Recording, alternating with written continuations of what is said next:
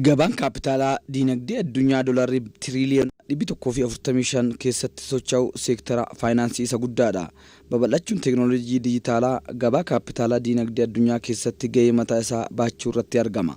ካፒታል ማርኬት ማለት አማራጭ የፋይናንስ ሶርስ ማበጀት ማለት ነው። ለምሳሌ gabaa kaapitaalaa jechuun filannoo faayinaansii biraa uumuu jechuudha. Gabaan kaapitaalaa nama waa hojjechuu barbaaduuf gargaara.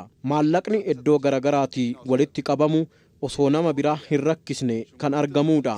Maallaqa karoora waliin deemuu danda'u argachuu tooftaa itti danda'amuudha. Namoonni liqeessan akka hin shakkine kan gargaaruudha. Kan maallaqa barbaadus maallaqa eessaan argadha jedhee akka hin yaanne taasisa.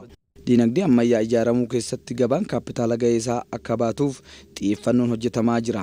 Gabaan kaapitaalaa namoota yaada hojii qabaniif kaapitaala hojii kan mijeessuu danda'uudha. Diinagdeen Itoophiyaa saffisa guddaan guddachaa bu'uurri isaas babal'achaa kan jirudha. Kanaaf gabaan kaapitaalaa eegaluun caalatti humna guddaa akka ta'uu danda'us himameera. የኢትዮጵያ ኢኮኖሚ ማለት በአፍሪካ ትልቁን አየር መንገድ የሚያንቀሳቅስ ኢኮኖሚ ማለት ነው። Diinagdee Itoophiyaa jechuun diinagdee Afrikaa isa guddaa daandii qilleensa Itoophiyaa isa sochoosu jechuudha.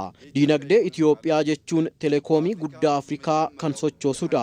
Diinagdee Itoophiyaa jechuun humna guddaa bishaanii kan hidha haaromsaa kan sochoosudha. Biyyoonni dhaabbilee akkasii hin qabne gabaa kaapitaalaa qabu. Gabaan kaapitaalaa bifa murtaa'aa ta'een waggaa 50 har'aa kan eegaleedha. Guddachuu kan qabu ture.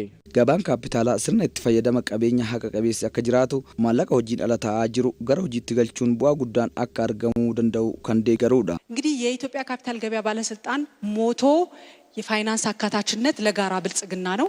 ዳደኖን አባታይታ ገባ ካፒታል ኢትዮጵያ ፋይናንሲ ሁንደ ሐመታ በዳድነ ወሎፍ ከንጀዱዳ ገባ ካፒታላ ሁንዲ ኬኛ ኢራ ህርማኑዳ daldaltoota namoota dhuunfaaf kanneen biroo kan fayyaduudha. Hojimaata isaa ammayyeessuun dorgommii idil addunyaa cimsuudha. Sirna gabaa kaapitaalaan aksiyoonni boondiin waliigalteewwan garaagaraa bittaa fi gurgurtaan kan itti raawwachuu danda'uudha. Sirna gabaa kaapitaalaa Itoophiyaa to'achuuf abbaan taayitaa gabaa kaapitaalaa Itoophiyaa labsiin hundaa'uun hojii eegaleera. Niiwuork, London, Shaangaay, Tookiyoo, Johannesburg, Naayiroobiin doolaara tiriliyoonaan lakkaa'amu gabaa kaapitaalaan diinagdee keessatti dhangalaasaa kanneen jiranidha.